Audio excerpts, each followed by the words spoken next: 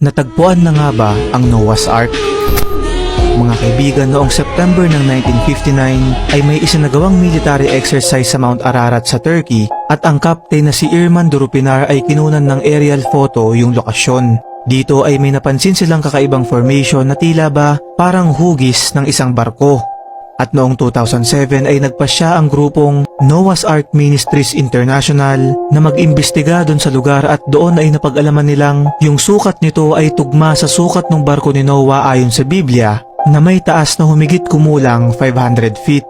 May mga natagpuan din silang kahoy sa paligid nito na pinaniniwalaan nilang nasa 4,800 years old na, natutugma rin sa panahon na nangyari ang The Great Flood ayon sa Book of Genesis. Sa iba't ibang pag-aaral pa na kanilang ginawa, sinabi nila na 99% daw silang sigurado na ito raw talaga ang barko ni Noah at ayon sa Turkish government, pinaplano nilang gawin itong isang heritage site upang mabisita ng mga tao.